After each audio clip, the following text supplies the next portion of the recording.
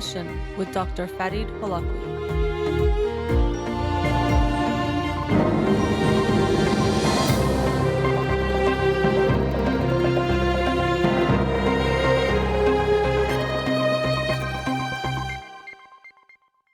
Good evening. Welcome to In Session. I'm your host, Dr. Farid Holakouee, and I'll be with you for the next hour here on Radio Hamra. Today is Monday, the 22nd. Yesterday was Father's Day. And so I wanted to talk a bit about Father's Day, some thoughts on the topic. Actually, first and foremost, just being lucky enough to be a father. And this is actually my second Father's Day. In some ways, almost feels like the first because Keon was born a month before Father's Day. So last year in June, he was just about a month old. And it's interesting to reflect on times and how they change and how much changes in a year. And even though he still is little, still our little baby, but he has changed so much and grown so much since last year. And so that itself is interesting. I'll talk about this, our identity and how it can shift. I can talk about my own identity and how it's an interesting thing because, of course, I'm still me, although even that's an interesting thing, depending on what level we're looking at, even cellular, you change every, I don't know how many days, 30 days or whatever. So there's philosophies and things you could talk about there. But I was me going through my life, and then I assumed this new role. First I became a husband a few years ago. That was a new role and identity shift, and something I'd thought about for a long time. But actually, it happened. I was somebody's husband and had a wife and had to take on that role. And then so for Father's Day, the same thing where you become a father because you have a child, and then all of a sudden you have this new role and this new part of your identity. And even that concept of becoming a father, my wife and I, Pega, were reflecting on this recently about just what it was like in the hospital, those first couple of days with Keon. And actually, we hadn't even formalized his name on those, until the third day, officially. We were just with baby Holakouee, as they would call him, up until that point. But becoming a father, he was born, and now I'm a dad. Or depending on how you think about it, I was a dad as my wife was pregnant too, in a lot of ways, taking care of her and trying to make sure he was okay the best that I could, and she did incredible taking care of herself during the pregnancy. But then all of a sudden, I'm a dad, and there's this baby, and it's kind of crazy. Anyone who's gone through that, I think, can relate that all of a sudden you have a baby. And we talk about identity, but this is a very unique role where you take on this role of bringing a being into the world that is dependent on you, fully dependent on you, in the sense that they're dependent. Of course, you share that with someone, but they are now dependent on you. And it's a very one-sided type of relationship in that way, as far as the giving and the taking care of and all of that. So in some ways, even someone could say, why would someone take on this role? Why would you take something on that is purely or very much about giving and taking care of and not receiving? We tend to think that, we give and we receive, or we want to receive, or we want to get things. But here we create this relationship that is about giving. And I know Eric Fromm has, so in The Art of Loving, he talks about it's better to give than receive. We hear that a lot, and often it's presented kind of as a moral statement, this sense of, it makes you a better person when you give to receive, or giving is the morally better thing to do, so that makes it better, and there's some truth to that. But I recall he argues more to the effect of it's also better to give than to receive, because in giving you give, or you feel your own vitality, your own strength, and your own goodness. There's ways that you connect to yourself through giving. And I think that's very true. And that's a meaningful life involves giving, even building our capacity to give and then give. Let's say a doctor goes and studies and learns and gets experience and practice to then help people to be able to give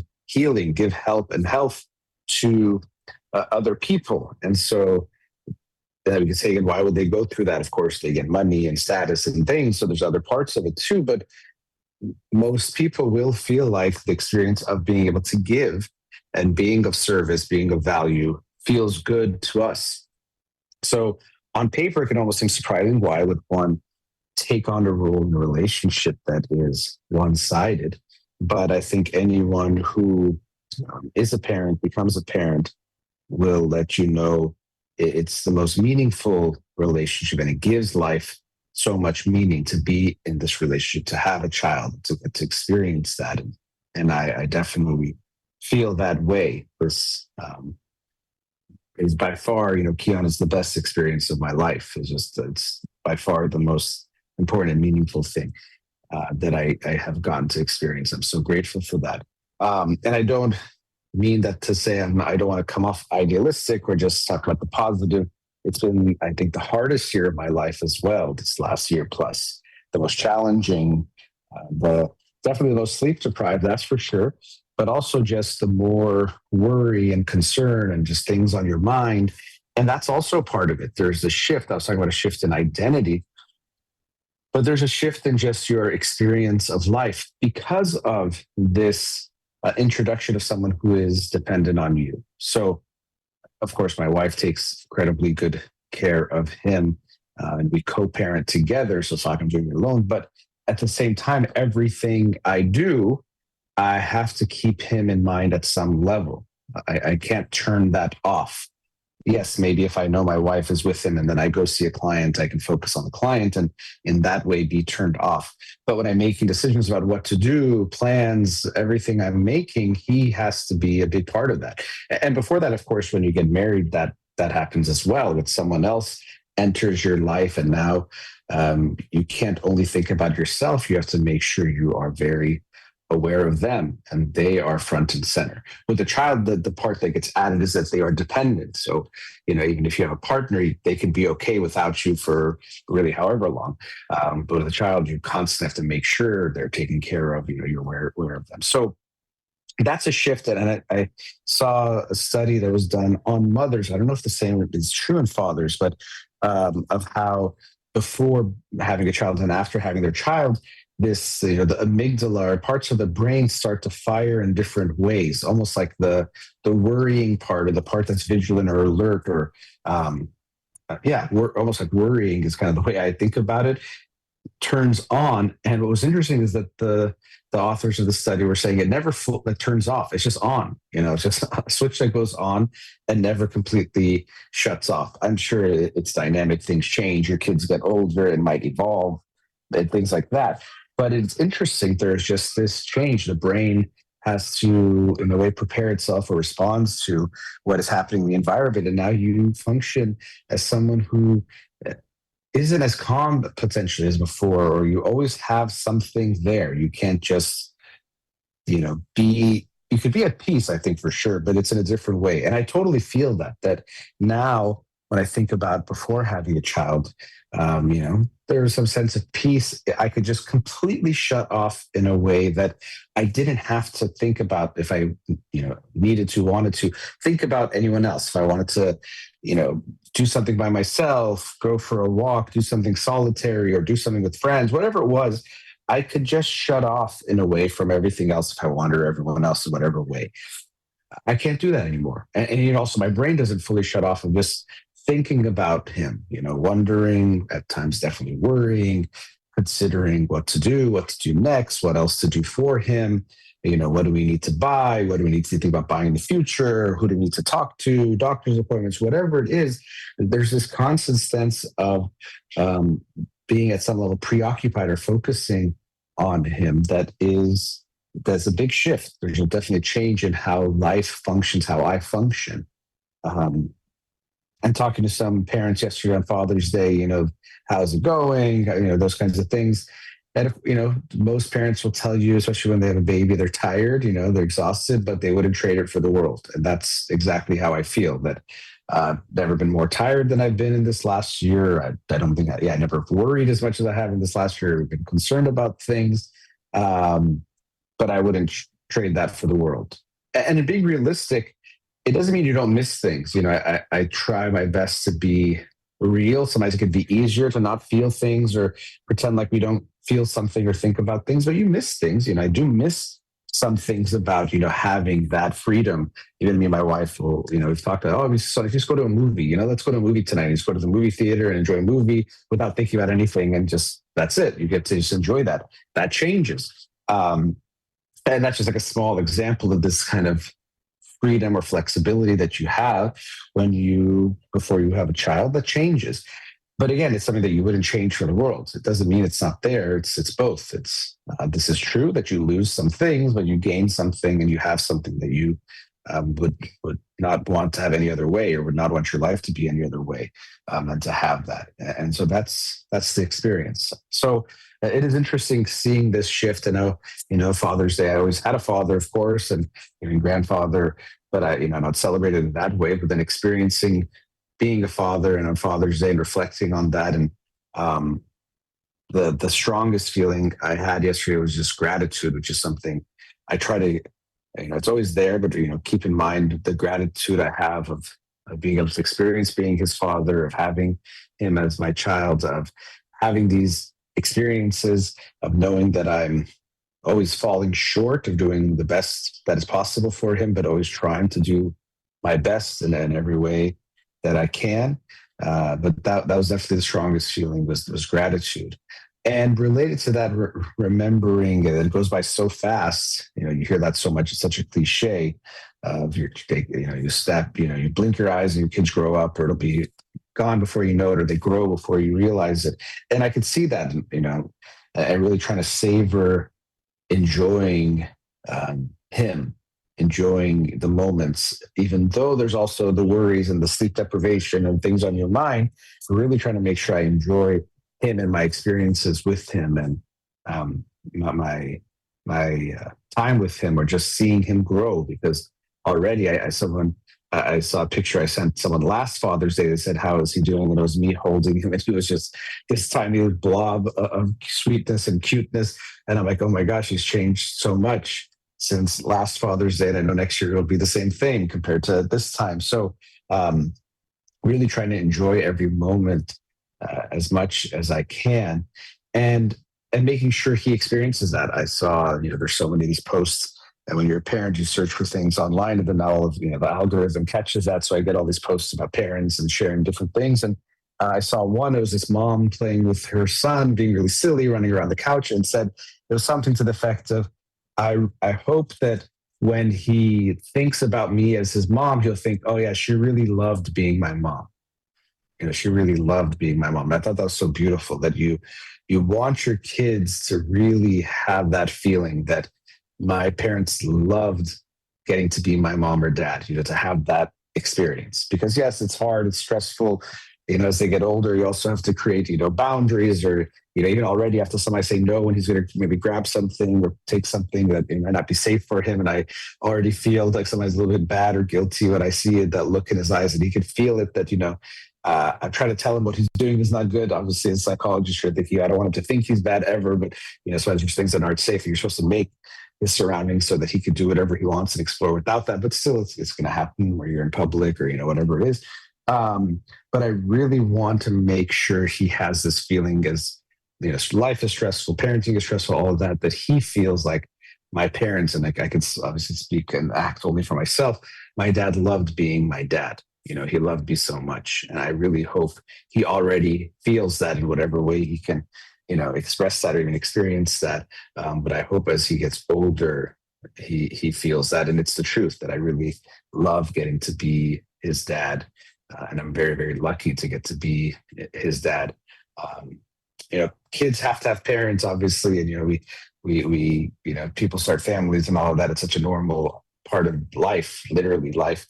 And for life to continue. But really, I don't think anyone deserves their kids, in the sense that babies and kids are just so wonderful and so beautiful. And getting to see him, get to see the world through his eyes, just see him wake up excited to start another day, just looking at something, and he's excited and he can't believe it. And he's so, it's just this beautiful curiosity about the world. It's very, very I think you're very fortunate to get to experience that, to see the world through your children's eyes. And so yesterday I reflected a bit on getting to be a father for my second Father's Day, getting to have Keon in my life for just over a year. And gratitude is something that I feel more than anything else. I'll continue on some of these themes related to my own personal experience as a father and fatherhood and being a parent after the break. So let's get back to that. We'll be right back.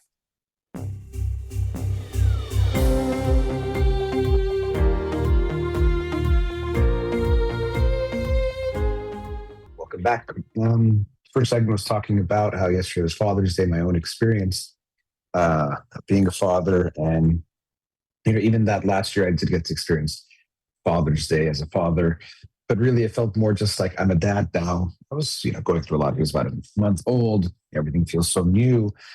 It is really kind of crazy where you just kind of have a baby now and you have to take care of this very, very sweet, small, but very dependent thing. Just really needs purely to be taken care of, and you're just thrown into it, and then you're thrown into it with the most stress and sleep deprivation you've ever experienced in your life, and it's just an interesting experience. So this year, very different, and in a lot of ways felt more like a dad. Having Keon in our life over a year, it obviously feels very different now. I really feel like a dad, or feel like the experience of being a father is not just this title or this identity that I take on. It's a big part of who I am, and so much of my life and my experience is him. And so it's interesting in some ways. I can't believe it's already been a year, or a year and a month, or it feels like it's going by so fast. But in some ways, it feels like so long too. So I've talked about this paradox that it feels both very short and very long at the same time, because it's just a whirlwind of things, but then also so much is happening. I want to make sure, as I mentioned last segment too, it's not just to paint this rosy picture of everything, to talk about the challenges as well. I mentioned sleep deprivation and worrying and all that, which is definitely there, and a kind of a constant that at some level you're just living a different life. You have someone who is dependent on you, and that's an interesting thing. You become a dad, and I think it gives you a perspective on your own parents or your experience of childhood, the sense of it just is there. And now, you have to be this person for them. He wakes up in the morning, and sometimes it's earlier than you'd like to get up. And, like this morning, it was like 6 a.m. and it's time to start the day, and you're his dad. So you've got to be there for him. So you get yourself up out of bed. And I'm saying like it was so easy, or I just do it, easily, but it's tough. But now you have to be that person for them, where you think, I think of people experience it. I haven't gone there yet. Kids get older, they come to you in the middle of the night because they're scared or had a bad dream. And you always imagine, okay, the mom or the dad takes care of the baby, but that was a mom or dad who woke up and now has a sleepless or less sleep or restful night. And that's what you do. That's what you go through. So all of a sudden you're just in it. But, it is very challenging in so many ways. I mentioned falling short, and you feel that, and you along with the worries you have about your kid is, what can I be doing better? Obviously, so I was like, can I do more? Should I do more? What am I doing wrong? But what else can I be doing for my kid? What if I'm getting it wrong? And that's also this concern that comes up of what should I be doing for my child's life to be better, for them to be more comfortable? What mistakes am I making? And then you hear so many things from so many people, and that's also something maybe I could talk about here too. Is just this constant barrage we have in social media, like with so many things, makes it worse in the sense that you can go online and see 1,000 different people telling you 1,000 different things that they do for their kid, or techniques that work, something that works for everyone, for eating, for sleeping, for whatever it is. You have all these people that are putting stuff out there. Of course, a lot of it is good. Parents sharing advice, wisdom, experiences, hardships, successes, like all sorts of things with each other. There's a lot of good to that too. So obviously it's not black and white, all bad. I think that really is beneficial. And sometimes you see something and you really resonate with it and it feels good. Like, yeah, Yeah, or something like, you know what, I'm not alone. Like other parents are going through these things through too, and that can be very, very meaningful and helpful. So there's that. There's also, and some of that's with this advice or things that people share. There's times where people, might present things as very easy or simple. Something I've talked about a lot on the show in general, but also online. This gets magnified. Certainty is something that sells or gets very popular. So someone says, this is the way you do this, or this works for every child, or this is the foolproof way to do X, Y, and Z. It can get a lot of attention, even though um, I think when most things, when it comes to parenting and having a baby, there isn't just this one way to do it because there's so many factors involved, but there's a lot of stuff out there that will tell you this is the one simple, easy way. Or this is the way that I do this, have my kids sleep through the night every night. And like so much on social media, people sometimes want to present something that might not be the truth, but just to either get attention, approval, or to feel good about the attention they get, or themselves. But who knows if it's true? So I think you have to be very careful. I've noticed this myself. I look and see what people are sharing and what other parents have done, and someone's like, "Oh, wow, they did this," or "Look how good they do that," or "Look how organized they are," or "Look how much how they get to their baby or take care of them in these ways that maybe I don't." And so again, it's not to not be inspired, motivated, and learn from other people, but we do have to be very careful that we are oftentimes comparing our real messy lives with the polished life or presentation of a life of someone else. Or even it could be true, someone might have that experience, but it doesn't mean that's the norm or expected or what your baby would be expected or should be expected to experience. That's something that I very much have noticed, having seen babies in my own life and worked with many families and then having a baby myself and talking to other parents, and I have friends who have babies around the same age as Keon. You see that, of course, they're all babies and they're so similar in so many ways, but they're also unique and different in so many ways too. One baby has an easy time with this, other baby has a hard time, or one baby does it this way, the other one does that. And I really am more and more realizing that there isn't one way to do something that works for every child. I saw this when Keon was very young, and putting the baby to sleep or getting him to nap or helping him sleep when he was very, very little, that people use different methods themselves that they've learned and what's worked for them, but then also different kids respond differently. So someone thinks, oh, I'm going to do this and your kid is going to fall asleep. And we saw people try that. And sometimes it works, but sometimes it wouldn't, because it just didn't work for Keanu. Maybe it worked for their kid or their grandkid or someone they knew, or many kids they knew. There isn't just one way. And I think that's also the hard part about parenting, is that it would be easy if there was this one very clear, defined way of doing things that would work for every kid. And you just followed that blueprint, followed that recipe, and you were guaranteed, for everything to go well. That would be nice. It's just not the reality. And that's making it very hard, because there's a lot of gray. Things aren't black and white. They're very nuanced. You look up things or try to read about things to see what's the best or what could be helpful for your baby, but then you got to try it out and see your own kid and who they are and what works for them, what doesn't work for them. One method that works for one baby won't work for another, and one method that works for one set of parents won't work for another. That's something else I think is really important. It's not just the baby in isolation. It's also this interaction between who the parents are, their characteristics, and the baby, and what works and doesn't work. So I think that's been tough, but also something that I keep learning. And I have to be careful that when you talk to other parents, it's good, it can be helpful, or when you look online on social media, it can be helpful.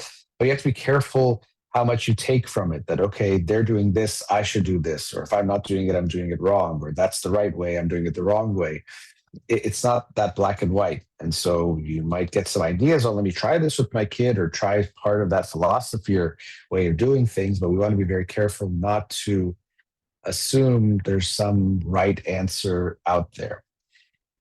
And when it comes to certainty, we always like certainty.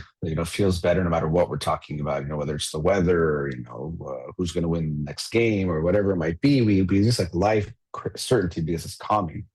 But of course, the more important the topic or the issue, the more significantly we prefer certainty. So if it's like, yeah, what's the weather tomorrow? Yeah, we might care. Do I bring an umbrella, jacket, or whatever?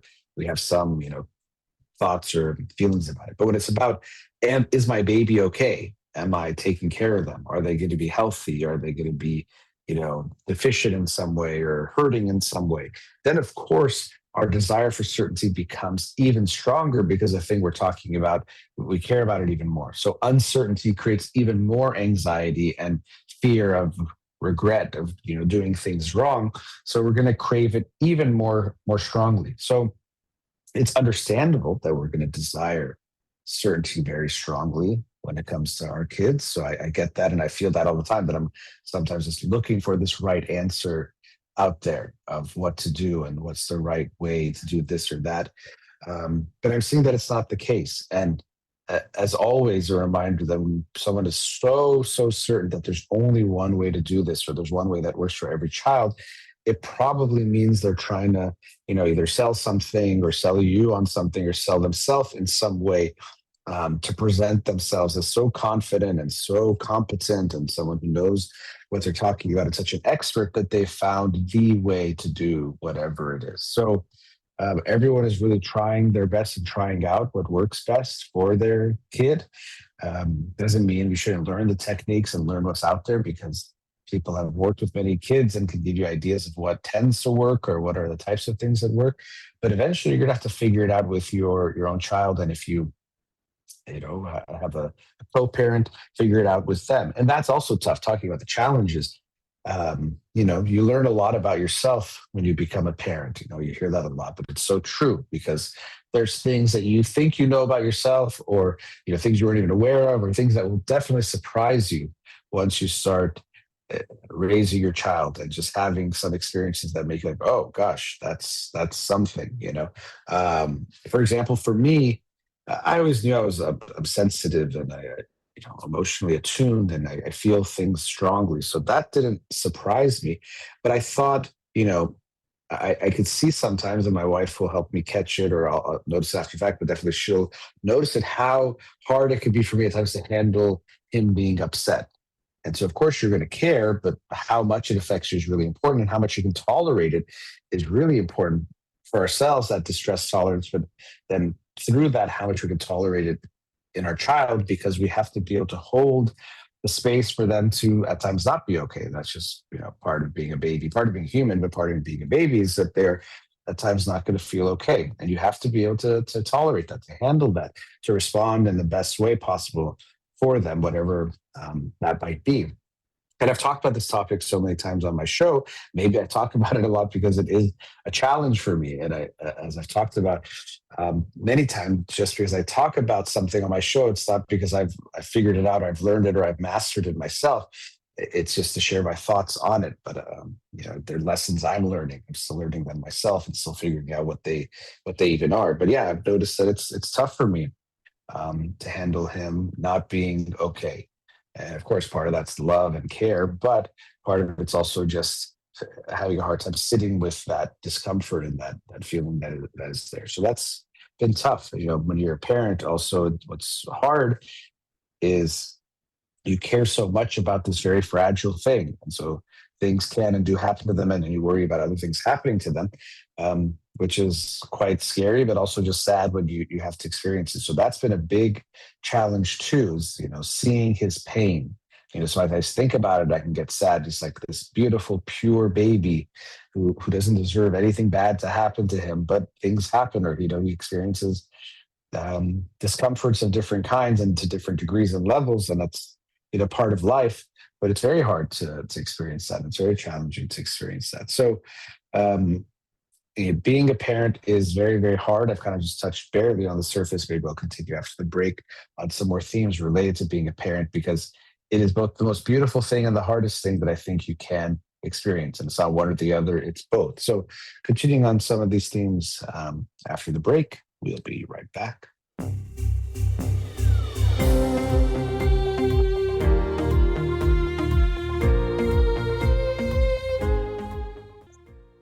And talking about Father's Day being yesterday, and parenting in general. and my own experience as a father, the good and also the challenges, was just really scratching the surface because it's really hard at a level that um, I think it's hard to describe unless you've experienced it. Because, there's a part I've talked about sleep deprivation and those things and the practical logistics, which is very, very hard. But I was also talking in the last segment a bit about the more emotionally difficult things of just all the stuff that comes up of this unbelievable, overwhelming concern for this being, recognizing that he is dependent on you. And so the responsibility that comes with that, and then also trying to make sure you're doing it the best that you can and being uncertain about that. I was talking about too that there is uncertainty that you can't know for sure what it means to do it right, or if you're doing it right, or you can do it better. And related to doing it better, I think that the healthiest place we can try to be, and as I was talking about before, this doesn't mean I mastered this by any means, but is to feel coming from a place that is not shameful. So, you look at yourself and you feel okay about who you are as a parent. And so you feel okay. And because of that, if you are okay with it, then you can do what I think is right next, which is that you are always reflecting on yourself as a parent and seeing the good, but also the bad, or how you can be better. Because it needs, for any part of our life, if you want to improve, you have to be willing to look at it clearly, cleanly, and directly. Okay, where am I good? Where am I not so good? Where are the areas where I need to improve, or what should I do better? And we can only do that if we're okay with ourselves. When we operate from a place of shame, we tend to get defensive and we're too afraid to look at what is there. Or even we might go the other way where we just beat ourselves up, but usually it ends up just beating ourselves up. I'm reminded of this poem, or kind of a spoken word type of poem, that said shame is the laziest thing we could do, or something like that, which I thought was very powerful, because it's not to shame you for shaming, but or feeling shameful, because that already is bad enough. But there is some truth to this notion that when we come from a shameful place, it usually means we just close down rather than trying to work on something or improve. We close down because we feel like it's hopeless. There's no point. If I'm unlovable, then what should I do to make myself better? I'm just unlovable at my core. Or if I'm just bad at something or I can't do it, there's nothing to work on. So once we go to a shameful place, unfortunately, it does make us lazier in that way, that we don't take any action. We just give up. So as a parent, in all aspects of life, I think this would apply. But as a parent, I hope I have, and I think the best place we can come from is this recognition of, okay, I'm doing my best. I know I love my kid. I'm going to try my best, but I also know I can keep getting better. Obviously, how could I expect to know how to do it all from the beginning? How can I expect that I never get it wrong, or I don't have anything to learn or anywhere to improve, or once I experience something, I don't realize things I could have done better. And you see this with parents who have more than one kid, that they talk about how different it felt the second or third time around. With the most importantly, of course, there's like the know-how and like how to do things, but also just how much more calm they felt. Talked to a friend yesterday with my brother, and he was kind of joking but talking about they have 3 kids now, how different it was with the first one, that he would just, the smallest thing would make him, joke, like you'd call 911, to see if they're okay. And now the third one, it's like, like she's just living her life, and like they just know that she's okay, or just trust that she's okay. So it's a very, very different feeling that is there. So how could you expect that the first time around you're going to know everything you would know after the fact, or you wouldn't get a better mindset, or any of those things? We shouldn't expect that. So we have to be realistic. At the same time, we want to keep improving. So I do think it's important to have this reflective, in general, like reflecting on our lives. Like, the unexamined life is not worth living. Like, we should be reflecting on ourselves, but with some compassion and love. The same compassion and love you would show to your child as he or she makes mistakes, or goes through life, or gets things wrong.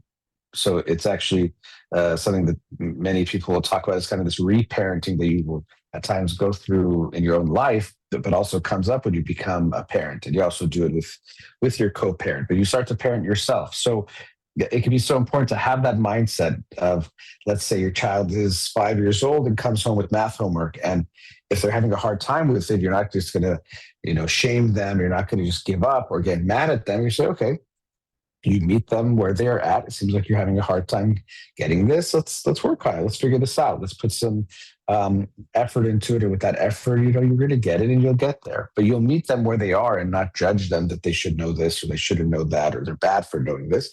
So hopefully you can have that approach with yourself too. Of okay, yeah, you're going to get some things wrong. You're going to have some bad days. You're going to have some things you don't know. You're going to have some things that you're going to learn and become aware of.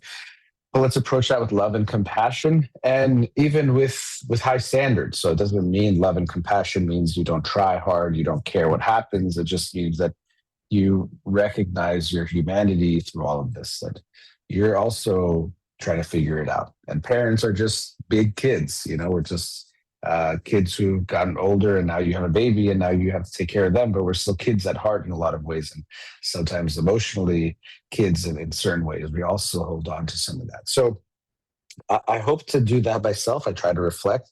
It can be tough sometimes. I definitely have some perfectionism in me, or I can definitely be too hard on myself. So I try to be aware of that, because that's not going to help Keon. If I'm too hard on myself, that's going to put me in a worse mindset. It's going to make it harder for me to actually improve or look at things. It's going to make it worse for him. So even for him, the more compassionate I am with myself, the better I can be his father. So I try to keep that in mind. As I've said, just because I'm saying it here, I don't want to say eloquently, but I'm putting it into sentences, doesn't mean it's something that I've mastered or it's easy for me. I try to keep this in mind, and even talking about it reminds me to keep that in mind, to think, to reflect, to not judge myself, to not be too hard on myself, and to keep trying, keep looking.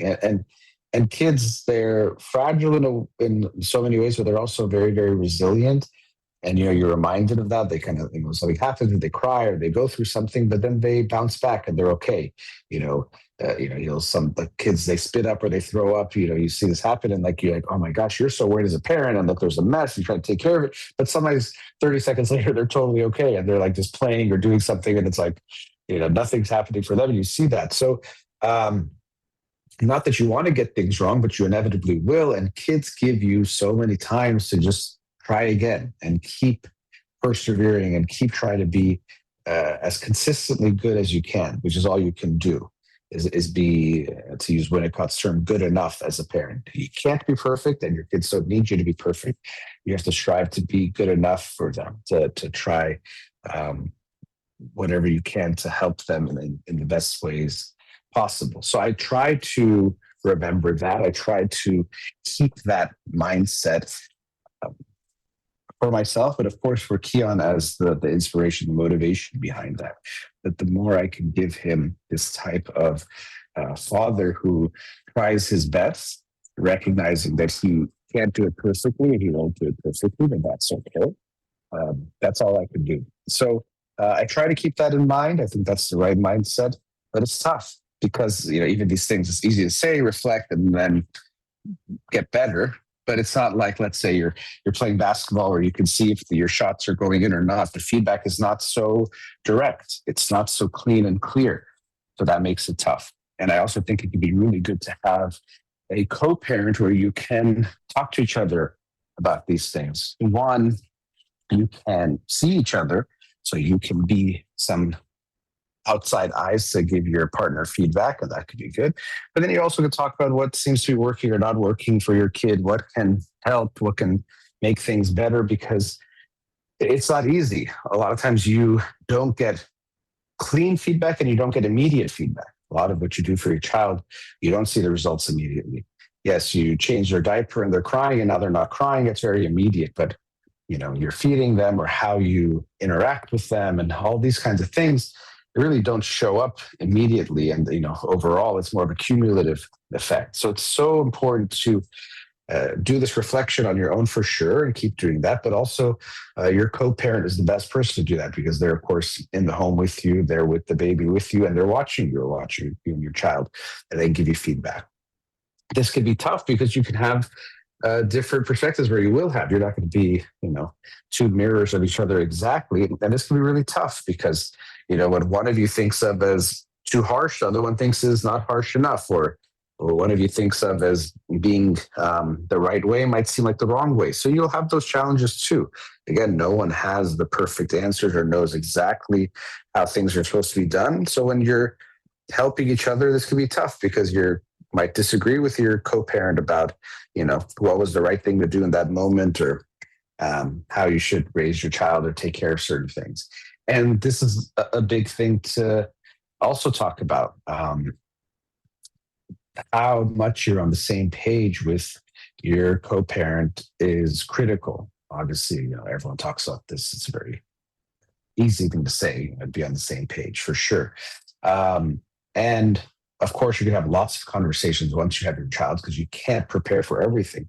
But it is good to talk about these things before you have your child. Of like, what are your philosophies on parenting? Maybe even read a few books together, or, study some things together. But really look at that and first look at your own childhood. What did you experience? What were your parents like? And making sure you're aware of that yourself and share that with your partner. Those experiences, what you liked, didn't like, how you want to be a mom or dad like your parents were, how you don't want to be, what are things you want to do for your kid like your parents did, what things would you like to see be different. That can be really important as a reflection for yourself and preparation, and communicating that with your partner. And then really getting more into detail or understanding of what is it that you would like to do as a parent. How would you like to parent your child? Because sometimes we think these things are simple or straightforward, but they're not. There are different ways to doing things. And it's important to have these conversations, but also be ready, because once the kid is here, you might yourself have very different ideas of what you want to do. You might think, I'm going to do it this way and that way.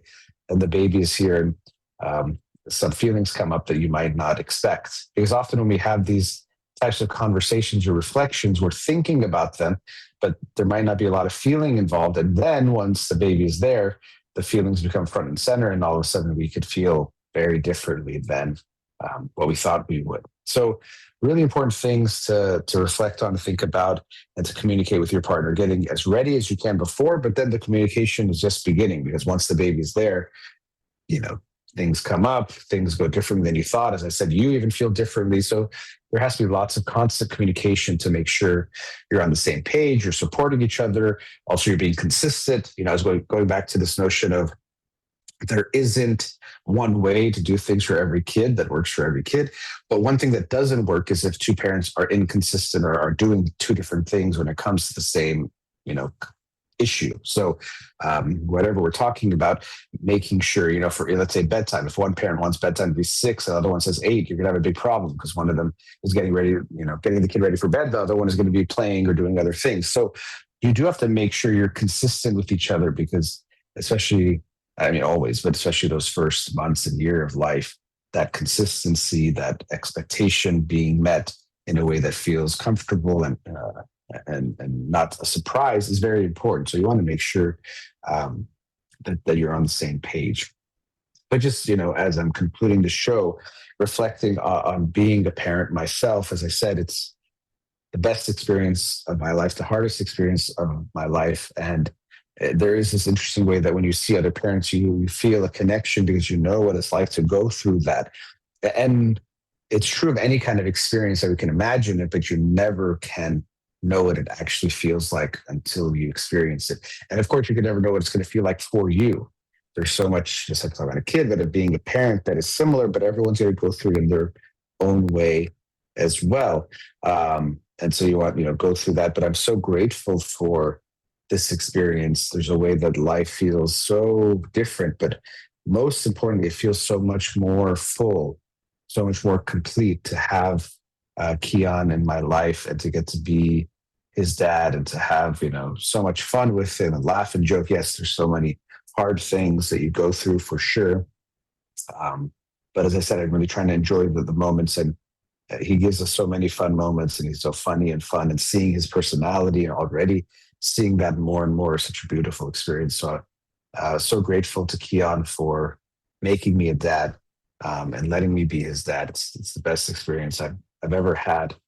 It's very, very hard, of course, but a challenge, or challenges that I wouldn't trade for the world. So happy Father's Day to all the fathers out there, and look forward to sharing more of my journey with you. that brings us to the end of tonight's show. A big thank you to Farid in the studio. You've been listening to In Session with Dr. Farid Holakouee. Free Iran.